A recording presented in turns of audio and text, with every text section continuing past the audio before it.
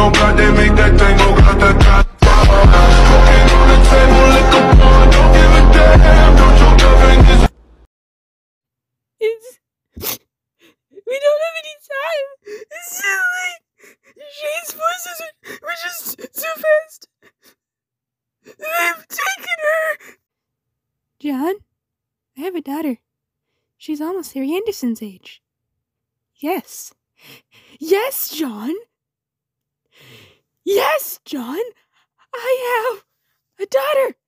I have a daughter, John. In fact, I have had a daughter for quite a while. Yep. They've taken Yuffie. John, I have had a daughter for 15 years, and I didn't tell you about her. I am so very sorry if that hurt your oh so precious feelings. You, of all people, don't get to judge me, okay? Everyone was getting married and having babies at the time, and I wanted that for myself so badly. You have no idea what it was like living on the island with my dead grandfather, waiting forever for you to finally wake up. And then I went through all the nonsense all over again on the ship, through the yard, and then when it was over, I thought maybe I could have something like a normal life. But then you just vanished on everyone. For yes, everyone was busy building the lives we've all been working for. Rose and Kanaya, Roxy and Callie, Jake and Dave they were. Look, I knew, okay? I knew that on some level, they just didn't want me there. I knew the plans they had for each other, even when he didn't. And it was very clear that I didn't fit into those plans, but they just wouldn't admit it. I tried so hard to get them to see what they wanted, but it just didn't work. And then I got left, and I just couldn't leave Dave by himself and wouldn't have to drink, so I stayed. I tried to be the good person and stay, but then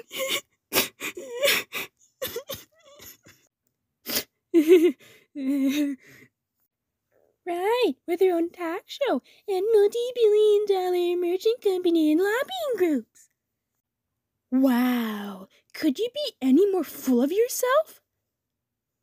Shut the fuck up for a minute and look up. Right, listen to Kanaya. She's having a bad day. I never asked you to do that. You offered, so stop calling me ungrateful for not sucking your dick over things I never asked for. Try calling her again. What about Harry Anderson or Tavros? Rose, I feel like I must sink to the level of stating the obvious, but this is terrible. This is awful. This is just... Ugh! I can't think of any more related adjectives. Rose, our daughter, is in danger, and we are but powerless to help her. I do not understand why this is happening, or what precise series of events led to this predicament, but I doubt that they are directly or indirectly your fault. I feel like your apologizing is serving as the very baseless platitude which you sought to avoid.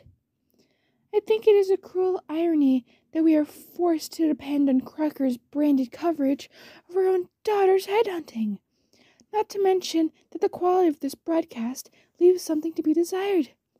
I know that we are enemies, but I really expected better of such a shrewd businesswoman. No, I can't do that. They just started showing the picture of him again. For once, the thought of his putrescent corpse does nothing to quell my anxiety. This is also upsetting that I cannot even find satisfaction in his death. Not when they have started using it as a justification to call our daughter a terrorist.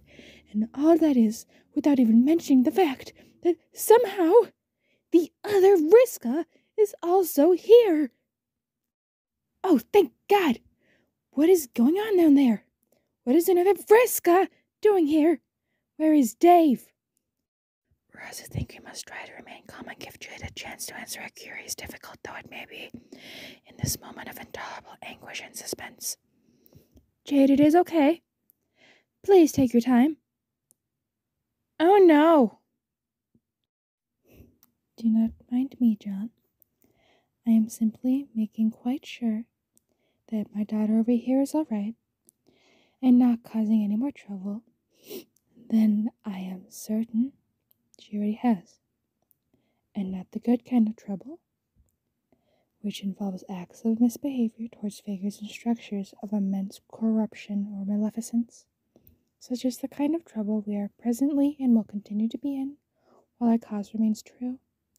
Meanwhile, I trust my wife, whom I love utterly, to make known to you everything that is happening at the present moment, without tactical omission, in a matter that is comprehensive and unexpurgated.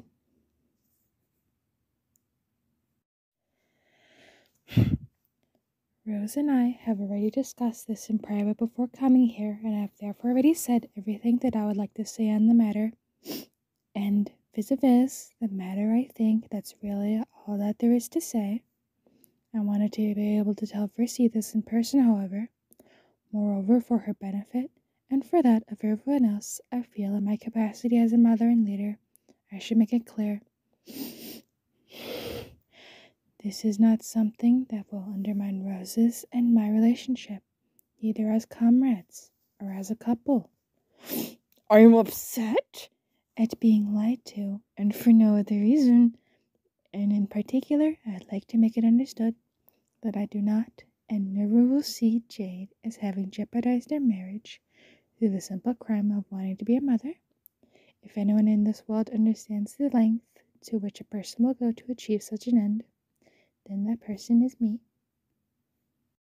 In defense of my observational skills, I feel like I should point out that you had recently recovered miraculously from a debilitating and potentially fatal illness, a state of which you were exceptionally malnourished, to say the least. If you make one single move, I will bite him directly on the exterior shout tunnel. I will turn your son into a rainbow drinker. Then you will have a rainbow drinker son.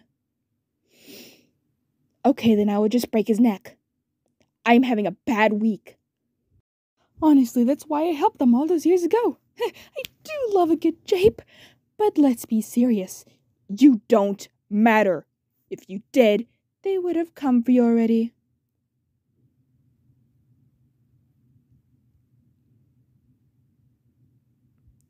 Enough of this. Seize her! After everything I've done for you, paying for your education, helping your parents cover up your existence from the world, just imagine what Rose and Jade would say if they could see you now, even dissidents that have a little decorum.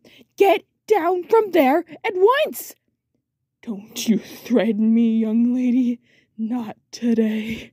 There's nowhere for you to go. My agents are swarming this church. Be reasonable, Yefany. Ugh, disgusting name. But that's hardly your fault. You're always just a footnote. Your parents' little prank. Honestly, that's why I helped you. No! Oh, Davros, no! He wouldn't. Davros loves his Gamzee.